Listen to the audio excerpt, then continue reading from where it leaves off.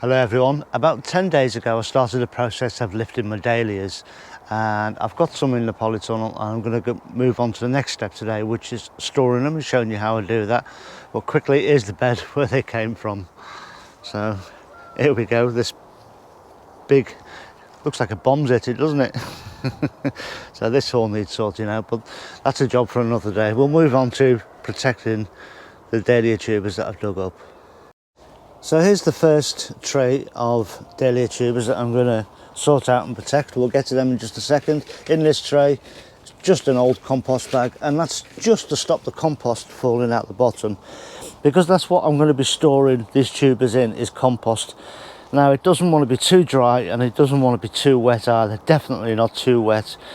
Two of the main problems with storing Dahlia tubers over the winter is the cold and the wet. If they freeze, they die.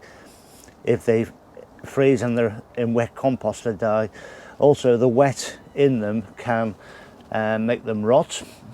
And this is why, as I say, I started this process about 10 days ago, and these have just been sat in that tray since then. These were the first ones lifted, and they've dried out to a degree now that I'm happy with, and we'll have a look at them now. I'll prepare them ready to go in there, and you'll see the whole tray sort of being done up.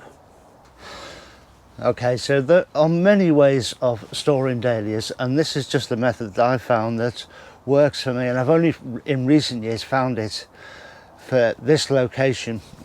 And it's very difficult because over winter they've got to be stored somewhere where they can get a circulation of airflow, where they're kept relatively warm and protected from frosts and from freezing conditions, and where they're also kept dry and hopefully away from rodents and that sort of thing. So you're protecting against so much.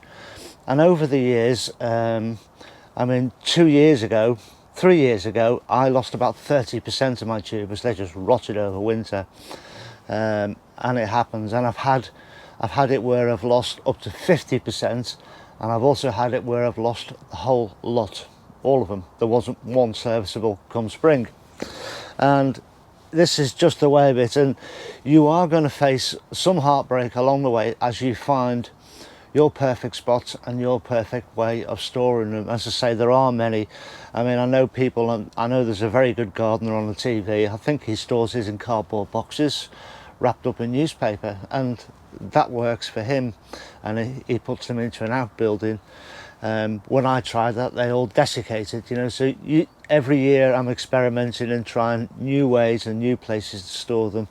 But last year I stored them all here in the polytunnel, all in compost, and I wrapped the trays up in fleece, and I didn't lose one over the winter. They even went through that really cold spell we had earlier in the year here in the UK without problem. So I'm doing it again, but it's no guarantee that they're going to work.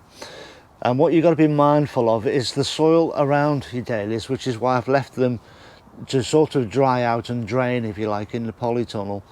You've got to be mindful of that. That's not too wet, because you don't want that wet to encourage mould and rot in there. And by the same token, you don't want it too dry either, because without that surrounding of something that's moist, then your tubers will desiccate, because it's all water and starch in the tubers. It's all of next year's food for that plant to get going. It's very similar to a bulb. It's got everything it needs to get going in the spring. So I store it in, this is the compost I'm using here today. Now, if I grab a handful and squeeze it, there's no water coming out of that. There's nothing there. But if I grab it and squeeze it, it's forming a clump.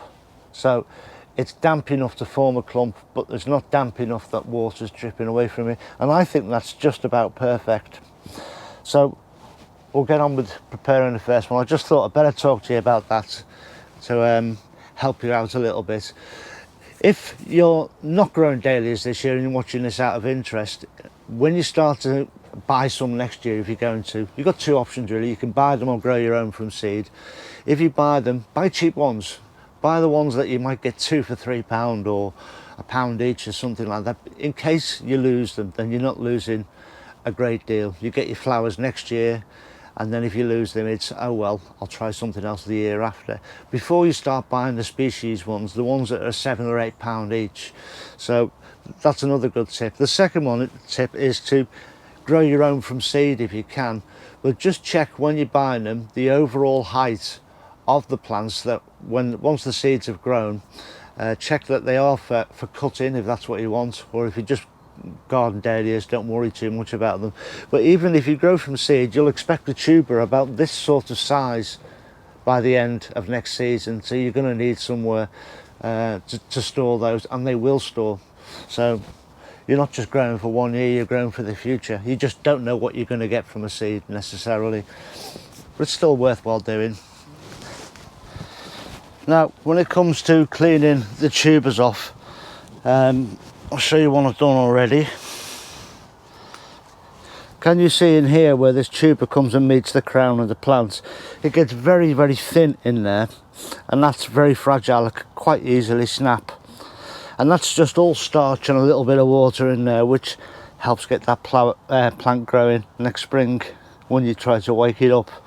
So be careful of that when you're cleaning them. So to clean them, just pick them up, take the label out and retain it. And I would just going to scrabble over the surface with our fingertips just to get whatever's loose off that we can. We won't take it all off because we're wanting to protect these tubers.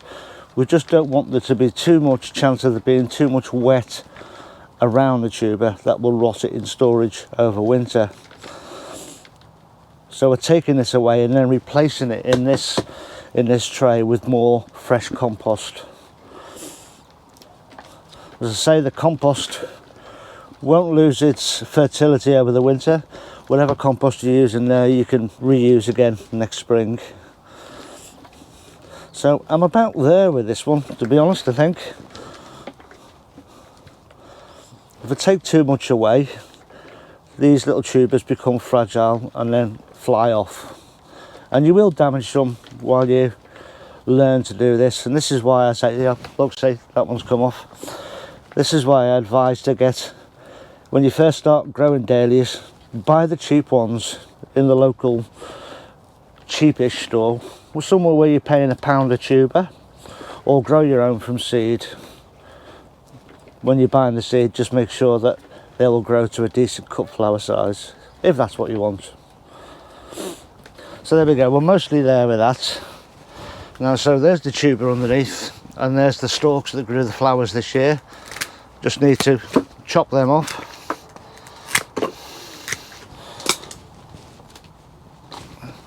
I'll turn it over using a pair of scissors. I'm just going to trim these roots off because they're not going to be needed over winter, and they will just dry up and desiccate anyway over the winter time.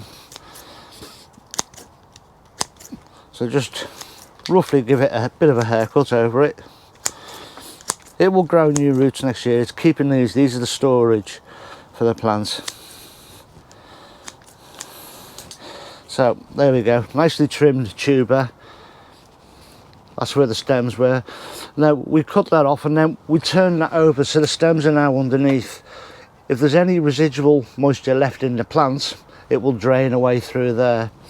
And then we just place that upside down in the compost. We'll fill the rest of this tray. Just put the label back with it so that I can find it next spring when I uncover them. I have another one here. I haven't trimmed that yet. Or this one. And again, know where the stalk is, so it's there. It just goes upside down like that. And then we just cover them in compost and leave them there. And I'll stack up half a dozen trays here all together and then cover the whole lot in fleece. But I'll get these trimmed up and then come back. So there's one tray ready, and I'm just going to cover them in compost.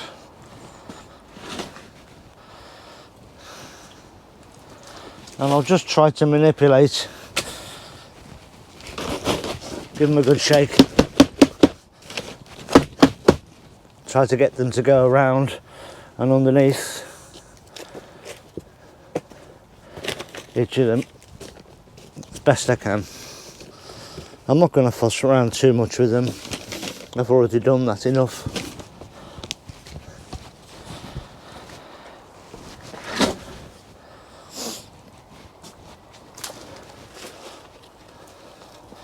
So I'll just fill it up now, and this tray will sit there here in this tunnel until next spring now.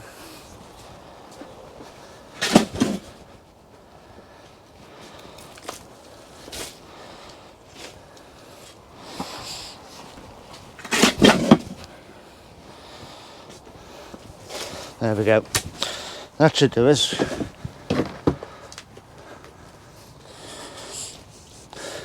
So as I say, this compost stops the cold get into them a little bit, keeps them moist but not soaked, and it also stops the tubers from desiccating or drying out. Then handles over, and the next one will go on top, and the whole process starts again. And that's how I store my Dahlia tubers. That's worked last year. Whether it will work this year, well, we'll see in spring, won't we? So that's the first tray done underneath there, and we'll just continue now. We'll fill all these. I had about 6 trays full last year, and it'll be about the same this year. And I will leave them open until the last possible minute, even when a frost is predicted that day, and then I'll cover them. And then on days where we haven't got frost, I will uncover them again. It just lets the trays breathe, and that's pretty much how I'll manage them all the way through till spring. I will occasionally come down and have a fertile around in the soil. I might do that 2 or 3 times through the winter, just to ensure that the roots are still looking nice and healthy. They feel firm to the touch. And then there is none in there rotting. If I find one that's rotting, obviously I'll hoof that one out and get rid of it, check the others over and recover them. And the other thing to watch out for is just to make sure that your compost doesn't dry out too much, which it can do if we get a warm spell in sort of January, February. So just be aware of those things. But that's it for today. Look after yourselves, everyone. Please stay safe, and I'll see you all very, very soon. Ta-ra now.